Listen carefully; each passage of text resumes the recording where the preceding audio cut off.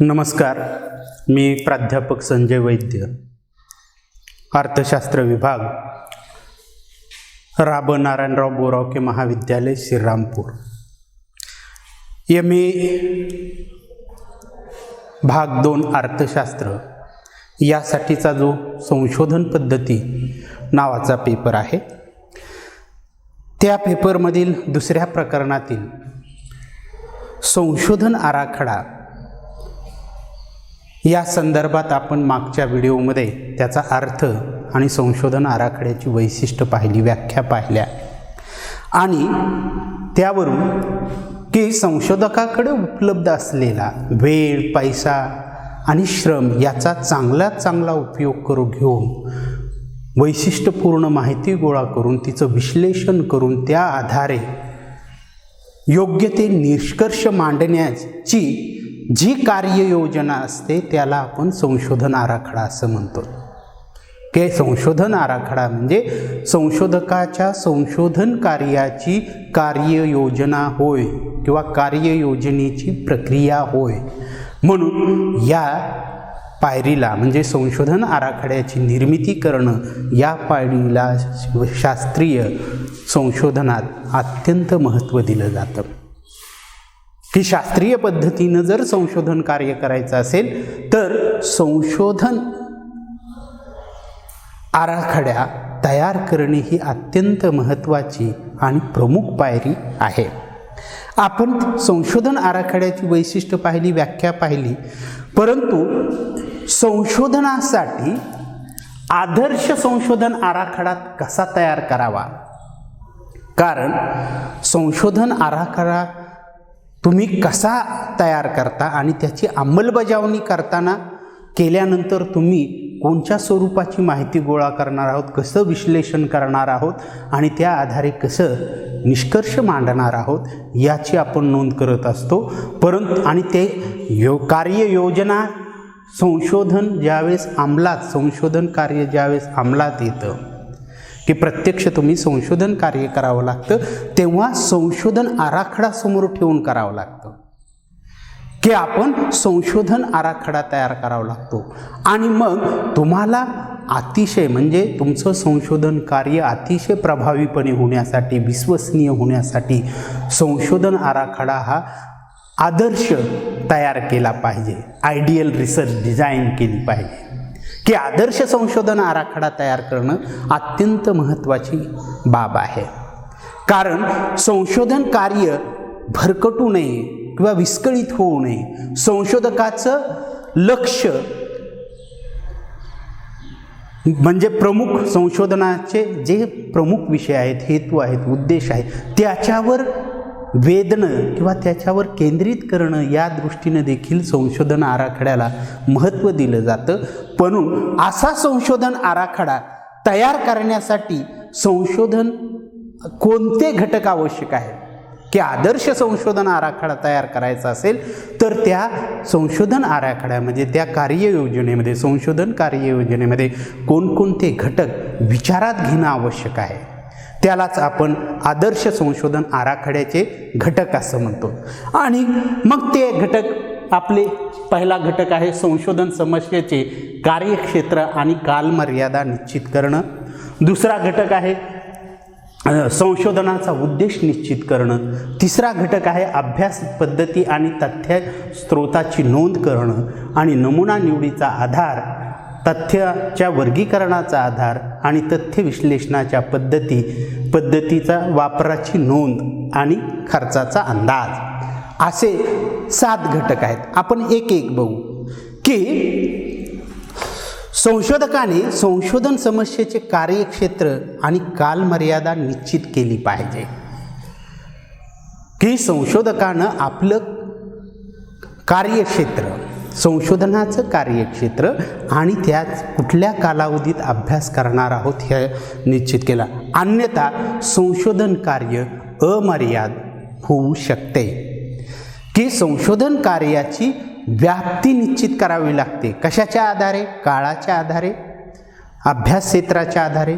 अभ्यास क्षेत्र निश्चित करणं आणि कालावधी निश्चित केलं की आपल्याला त्या संशोधन समस्येची व्याप्ती निर्धारित करण्यात मदत होते आणि त्यामुळं आपलं संशोधन कार्य मर्यादित राहतं.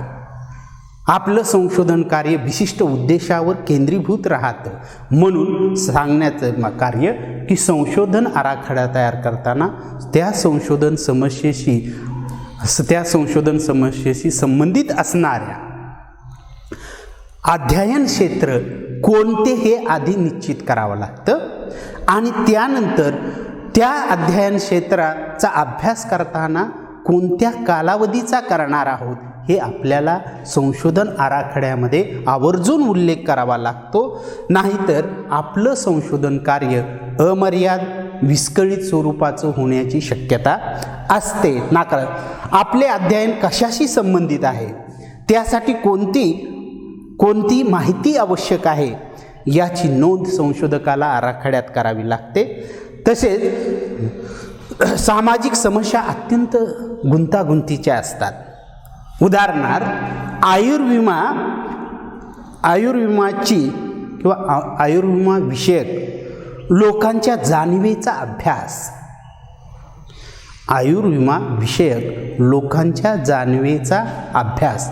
अलीकडं आरोग्य विमा ही आता काळाची गरज झालेली आहे की मोठ्या प्रमाणामध्ये साथीचे आजार पसरलेले आहेत. त्यांना अकस्मात कोणाला काही आजार झाला तर तो उपचाराचा खर्च फार मोठा आहे. म्हणून आरोग्य विम्याच्या संदर्भात सर्वसामान्य लोकांच्या जाणीवा कशा आहेत एखाद्याचा हा अभ्यास विषय असेल तर तो अभ्यास विषय संपूर्ण भारताचा आहे का, तुम्ही संपूर्ण भारताचा अभ्यास करणार आहात का, तो महाराष्ट्राचा करणार आहात का एखाद्या शहरापुरता करणार आहात का एखाद्या युनिटपुरता मर्यादित करणार आहात, याची नोंद संशोधन आराखड्यामध्ये केली पाहिजे. त्याचबरोबर की आयुर्विमा संदर्भातील जाणीवा जाणून घेण्यासाठी तुम्ही सुरुवातीपासून अभ्यास करणार आहेत का विशिष्ट कालावधीचा करणार आहात याचा देखील विचार करावा लागतो. कारण आयुर्विमा कधीपासून सुरू झाला तेव्हापासून जर आत्ता अभ्यास करायचं म्हणलं तर एका संशोधकाला शक्य होत नाही. त्याला विशिष्ट कालावधी विचारात घ्यावा लागतो. समजा आयुर्विमा संदर्भात शासनाने काही धोरणं आखली असतील तर त्या धोरणाच्या अनुषंगामध्ये आयुर्विम्यामध्ये काही बदल होतात का ते विचारात घेऊन कालावधी निर्धारित केला तर त्याच्या अभ्यासाची म्हणजे संशोधन अभ्यासाची व्याप्ती निर्धारित होते आणि संशोधकाचं लक्ष प्रमुख हेतूकडं केंद्रित होतं.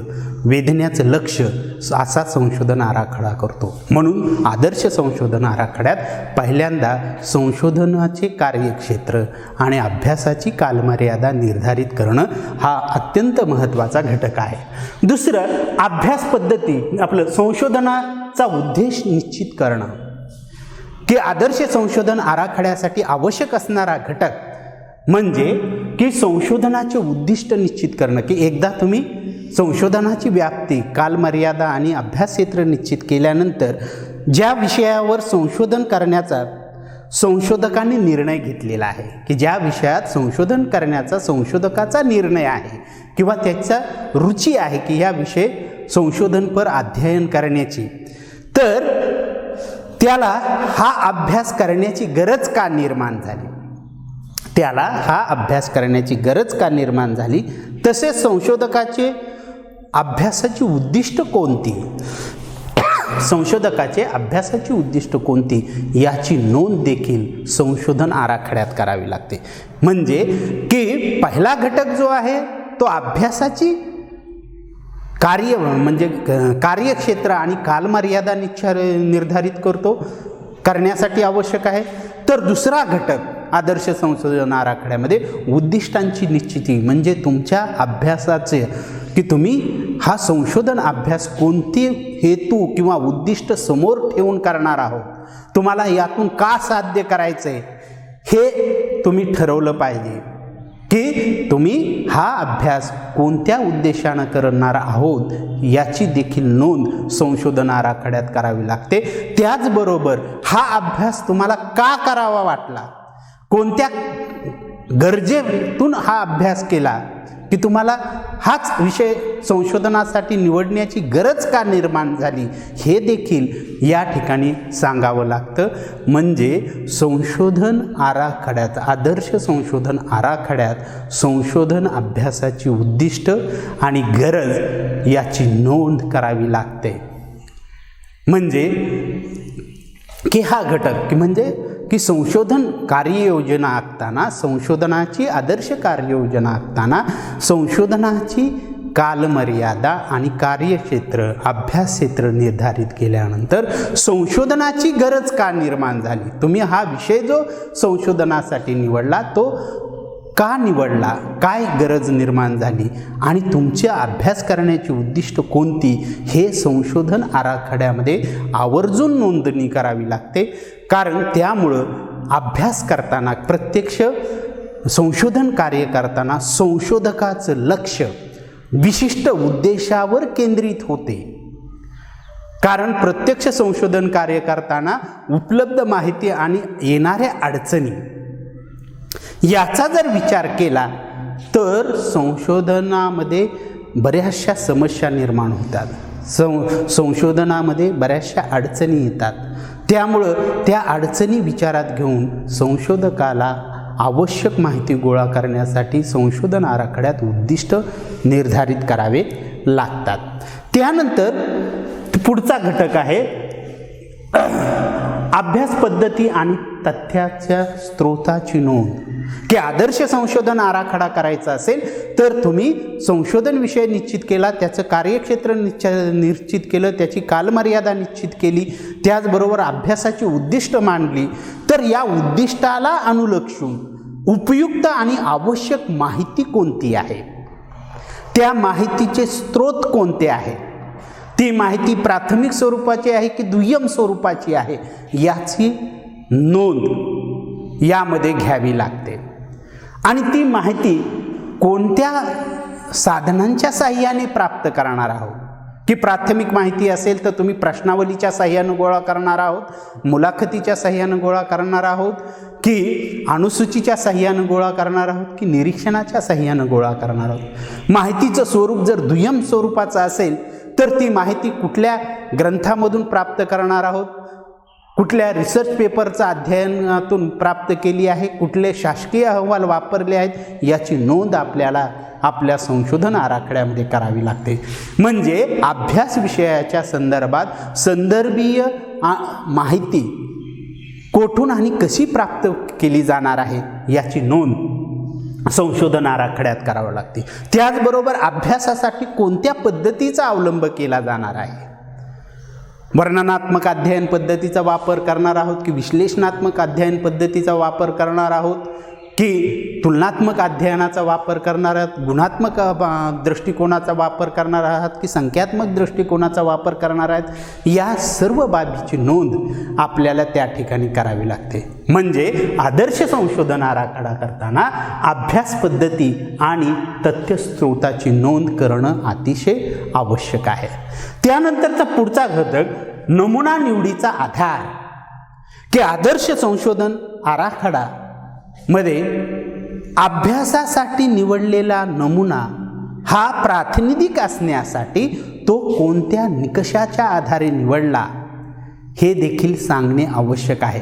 कारण एखाद्या संशोधन समस्येचे विश्व, अभ्यास विश्व फार विस्तारित आणि व्यापक असतं आणि त्या क्षेत्रामधील, अभ्यास क्षेत्रामधील सर्व एककाशी संपर्क प्रस्थापित करून माहिती गोळा करणं किंवा त्या आधारे त्या माहितीच्या आधारे अभ्यास करणं हे संशोधकाला वेळ, श्रम, पैसा याच्या अभावी शक्य होत नाही किंवा तो तेवढं मोठ्या प्रमाणात समग्र चौकशी करू शकत नाही.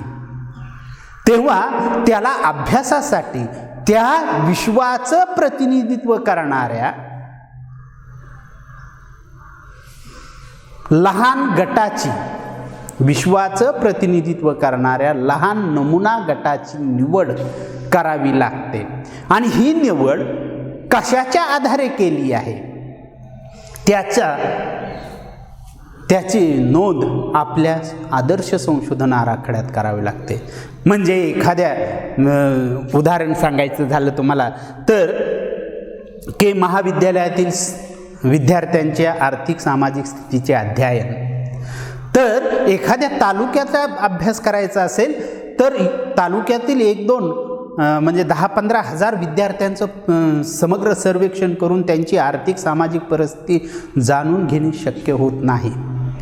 तेव्हा त्या महाविद्यालयीन विद्यार्थ्यांचा प्रतिनिधित्व करणारा नमुना गट अभ्यासासाठी निवडावा लागतो आणि त्या निवडण्यासाठी तुम्ही कोणत्या निकषाच्या आधारे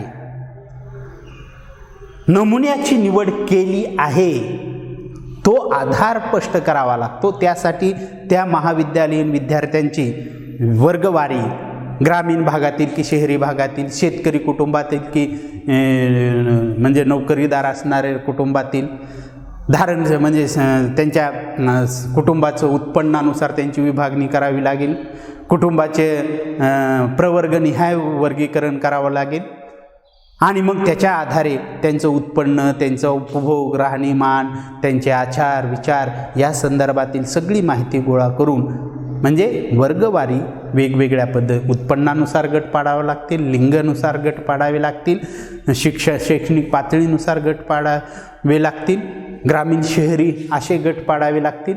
आणि हे गट कसे तयार केले? अभ्यास विश्वातील नमुना निवडीसाठी जे तुम्ही गट तयार केले, वर्गवारी केली, ती कशाच्या आधारे केली किंवा नमुन्याची निवड कशाच्या आधारे केली हे सांगणं म्हणजे नमुना निवडीचा आधार सांगतं. की नमुना निवडीचा आधार सांगणे का आवश्यक आहे? तर अभ्यास विश्वाचं प्रतिनिधित्व करणारा नमुना निवडला आहे हे ग्राह्य धरण्यासाठी आपल्याला नमुन्याचा आधार सांगावा लागतो. की कोणत्याही आदर्श संशोधन आराखड्यामध्ये नमुन्याच्या साहाय्याने संशोधन अभ्यास करत असाल, प्रातिनिधिक नमुन्याची निवड करायची असेल, संशोधन कार्य अधिक विश्वसनीय ठरेल अशा पद्धतीनं अध्ययन करायचं असेल तर अभ्यासासाठी जो नमुना निवडलेला आहे तो कोणत्या तत्वाच्या आधारे, कोणत्या निकषाच्या आधारे निवडला आहे आणि त्याचं नमुन्यातील प्रमाण किती आहे हे देखील निर्धारित केलं पाहिजे. त्याला आपण नमुन्याचा आकार म्हणतो. नमुना निवडीचा आधार आणि नमुन्याचा आकार निश्चित करणं किंवा सांगणं हे आदर्श संशोधन आराखड्यातील महत्त्वाचं म्हणजे आवश्यक घटक आहे. की आदर्श संशोधन आराखडा करायचा असेल तर नमुना निवडीचा आधार सांगावा लागतो आणि नमुन्याचा आकार स्पष्ट करावा लागतो. कारण या आधारे नमुन्याच्या आधारे विश्वाच्या संदर्भात निष्कर्ष मांडले जातात. ते अधिक विश्वसनीय असे ग्राह्य धरण्यासाठी आपल्याला नमुना निवडीचा आधार सांगावा लागतो, नमुन्याचा आकार सांगावा लागतो. साईज ऑफ सॅम्पलिंग निर्धारित करणं हे देखील अतिशय महत्त्वाचं आहे. की तुम्ही श्रीरामपूर तालुक्यामध्ये महाविद्यालयीन विद्यार्थी 10,000 आहेत आणि त्या 10,000 विद्यार्थ्यांच्या संदर्भात आर्थिक सामाजिक स्थितीचा अभ्यास करण्यासाठी तुम्ही जर फक्त 50 विद्यार्थी निवडले आणि त्याच्या आधारे सांगितलं की श्रीरामपूर शहरातील महाविद्यालयीन विद्यार्थ्यांना शिक्षणाच्या बाबतीत कोणतीही आर्थिक समस्या नाही असं जर तुम्ही विधान केलं तर ते लागू होत नाही. ते अधिक विश्वसनीय निष्कर्ष नाही. परंतु त्या 10,000साठी तुम्ही जर 10% नमुना निवडला म्हणजे 1,000 विद्यार्थी निवडले आणि 1,000 विद्यार्थ्याच्या साहाय्यानं अभ्यास करून तुम्ही जर असा निष्कर्ष मांडला तर तो विश्वसनीय ठरतो. म्हणून आदर्श संशोधन आराखड्यामध्ये नमुन्याचा आधार आणि नमुन्याचा आकार सांगणं आवश्यक घटक मानला जातो. दुसरा घटक तथ्याचे वर्गीकरण किंवा तथ्याच्या वर्गीकरणाचा आधार. की आदर्श संशोधन आराखड्यामध्ये अभ्यासाचं कार्यक्षेत्र, उद्दिष्ट हे निश्चित केले, माहिती कुठून मिळणार आहे ते सांगितलं, त्या नमुना निवडीचा आधार आणि काय म्हणतात तुम्ही नमुन्याचा आकार सांगितला.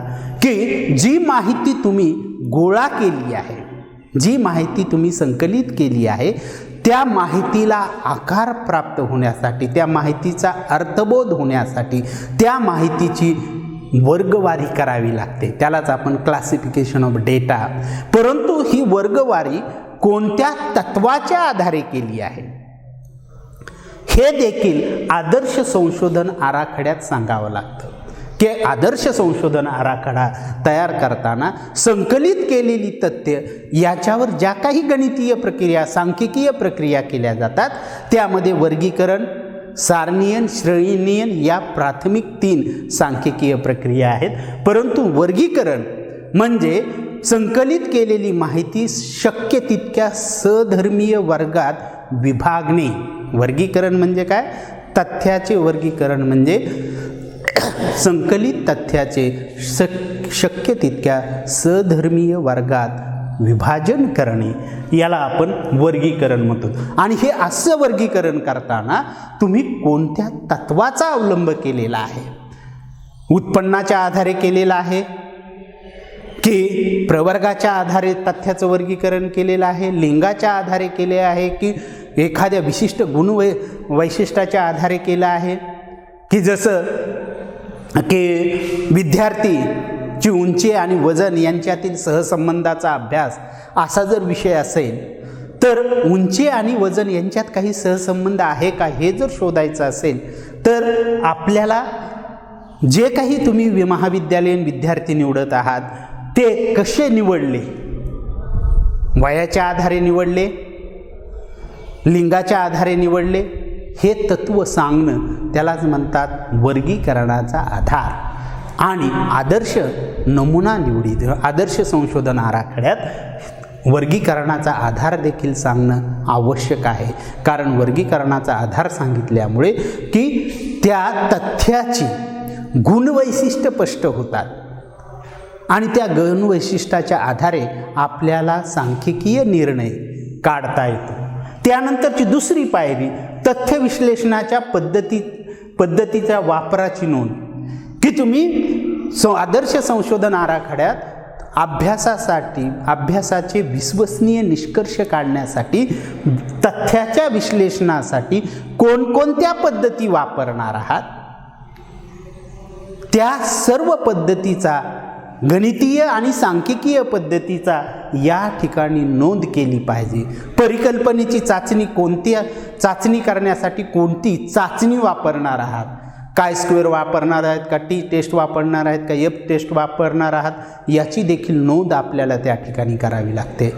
तथ्याच्या विश्लेषणासाठी तुम्ही सरासरी माध्य वापरणार आहात का, काय म्हणतात गणितीय माध्याचा वापर करणार आहात, मध्यगाचा वापर करणार आहात का माध्याचा वापर करणार आहात हे देखील आपल्याला सांगावं लागतं. सहसंबंध शोधण्यासाठी तुम्ही कोणत्या कार्ल पियर्सनच्या सहसंबंध गुणाकाचा विचार करणार आहात का हे देखील आपल्याला त्या ठिकाणी सांगावं लागतं. त्याचबरोबर तथ्य विश्लेषणासाठी तुम्ही आकृती आलेख कोणत्या प्रकारचा वापरणार आहात त्याचीही नोंद करावी लागते आणि अशी नोंद करणं आवश्यक असतं. आणि शेवटी आदर्श संशोधन आराखड्यात खर्चाचा अंदाज व्यक्त करणं हा देखील आवश्यक घटक आहे. कारण एखादं संशोधन कार्य हे व्यापक असतं आणि ते कार्य विचारात घेताना दीर्घकालीन प्रक्रिया असताना संशोधकाकडं उपलब्ध असणारी साधनसामुग्री, त्याच्याकडं उपलब्ध असणारे श्रम, वेळ, पैसा याचा विचार करून हे संशोधन कार्य पूर्ण होण्यासाठी किती कालावधी लागेल, किती खर्च करावा लागेल, किती श्रम करावं लागेल याची नोंद देखील आदर्श संशोधन आराखड्यामध्ये करावी लागते. म्हणजे यावरून या आदर्श संशोधन आराखड्यातील या आवश्यक घटकांचा विचार केला असता आपल्याला आदर्श संशोधन आराखडा तयार करतो. म्हणजे संशोधन आराखडा तयार करताना हे घटक विचारात घेतले तर आपण संशोधन अभ्यासासाठी आदर्श संशोधन आराखडा तयार करू शकतो आणि त्यामुळे संशोधन कार्यात अचूक निर्णय घेण्यास मदत होते. आदर्श संशोधन आराखड्यामुळे तुम्ही काढलेले निष्कर्ष हे अधिक व्यवहार उपयोगी ठरतात. संशोधन कार्य तुलनेने अधिक प्रभावी ठरते. परंतु प्रत्यक्षात जेव्हा संशोधन कार्य सुरुवात होते तेव्हा आदर्श संशोधन आराखड्यात जी काही नोंद केलेली आहे, जी काही आपण प्रक्रिया मांडली आहे त्या पद्धतीनं काम करणं शक्य होत नाही. की आदर्श आणि व्यवहार यांच्यात तफावत असते. आणि आदर्शाप्रमाणे म्हणजे आदर्श आराखड्याप्रमाणे संशोधन कार्य पूर्ण करण्यात अनेक अडचणी येतात. म्हणून आदर्श संशोधन आराखड्याचे रूपांतर व्यवहार्य संशोधन आराखड्यात करावे लागते आणि ते केल्यानंतर संशोधन कार्य अतिशय विश्वसनीयरित्या पूर्ण होतं. म्हणून या ठिकाणी आदर्श संशोधन आराखड्यासाठी आवश्यक असणारे घटक essential factor of ideal research design आपण पाहिलं. या ठिकाणी थांबू. धन्यवाद.